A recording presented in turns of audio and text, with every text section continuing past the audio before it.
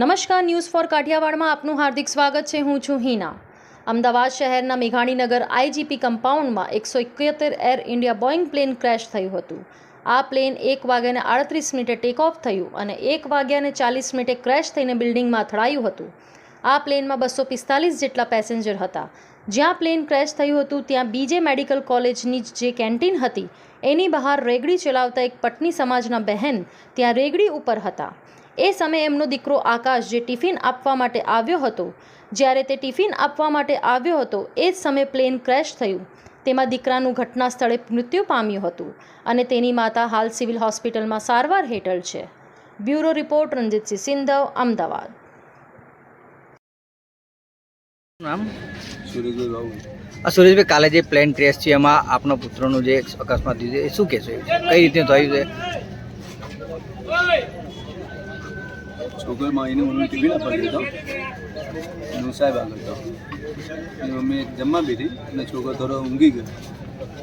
એટલે મમ્મી ખાઈ રહી એટલે છોકરો થોડો ઊંઘી ગયો હતો. એટલે એની મમ્મી કલાક પછી ઘેર મોકલું છું.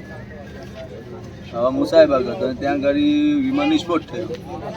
ધુમાડી નીકળી એટલે હું પાછો ફરીને ગયો ત્યાં ગાડી. તો બધું જલાકાર જ હતું ને એમાં વિમાનનો જે પડખો હતું ત્યાં એને પડી હતું છોકરા ઉપર. તમારા વાઈફને કઈ ઈજાઓ થઈ છે એ વિશે શું કહેતો? એમાં 50% કહે છે ત્યાં ડૉક્ટર. 50% કહે કે થઈ તો જશે, કે સાજા કે વાંધો ટેન્શન ના લેશે. ઓકે. મારો પરિચય, મારું નામ દશરથભાઈ સેંધાભાઈ લેવા, રહેવાનું ન્યૂ લક્ષ્મીનગર સોસાયટી.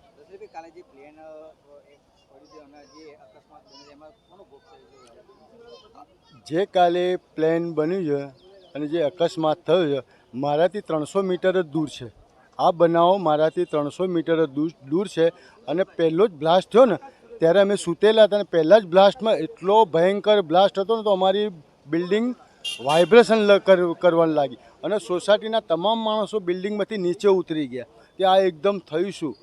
બ્લાસ્ટ બી એટલો ભયંકર હતો ને સાહેબ કે ના પૂછે વાત. અમે બધા નીચે ઉતરીને જોયું તો ગુબારા ને ધુમાડા ને આગ ને બાગ હતું. તો અમે કીધું ચલો સ્થળ ઉપર જઈને જોઈએ. સ્થળ ઉપર ગયા, રસ્તામાં અમને એક મેસેજ મળ્યો કે ભાઈ આ પ્લેન કેસ થયેલું છે, બરાબર.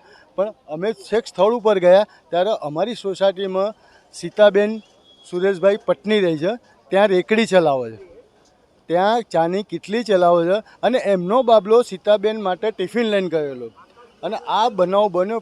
પ્લેન ક્રેશ થયો ને એમાં આ લોકો પહેલાં જ ઝપટમાં આવી ગયા છે, બરાબર. અને ભયંકર બ્લાસ્ટ બન્યો હતો. હવે આ લોકો ગરીબ મધ્યમ વર્ગના માણસ છે.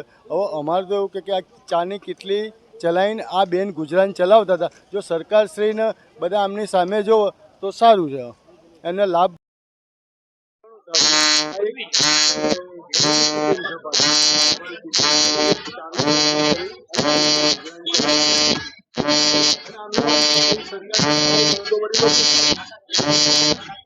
આકાશ તમારા ઘરનો દીકરો છે, જેમણે ગઈકાલે વિમાન દુર્ઘટનામાં પોતાનો જીવ ગુમાવ્યો. શું કહેશો? કેવો હતો તમારો દીકરો? કેટલા વર્ષનો હતો? કેવી રીતે? 15 થી 16 વર્ષનો હતો અને એ ખાલી સૂતેલો હતો ત્યાં અને ખબર નથી. એમના મમ્મી પણ ગયા પણ જતાં જતાંમાં અચાનક જ ઉપરથી પડી ગયું. એમના મમ્મી પણ અહીંયાથી દાજી ગયા છે બૈરામાંથી. પ્લેન ચાલુ હતું ત્યાં? હા, ત્યાં જ નીચે ઊંઘેલા હતા ભાઈ લાગે. લંડનમાં શું કરવા જતા? એ લંડનમાં જતા નહોતા, એ આ ત્યાં રહેવાવાળા હતા, રહેતા હતા અને ત્યાં બેસેલા હતા બધા. કેવી રીતે આખી ઘટના બની? પરિસ્થિતિનું વર્ણન કરો. અચાનક જ બની ગયું, અચાનક જ. હા, નીચે ખાટલા ઉપર સૂતેલો હતો. કેટલા વર્ષનો દીકરો હતો? 15-16 વર્ષનો. અચ્છા, તો ગઈકાલે ઘટના સ્થળે જ એમનું? હા, ઘટના સ્થળે 2 જ મિનિટમાં સૂતેલા જ હતા.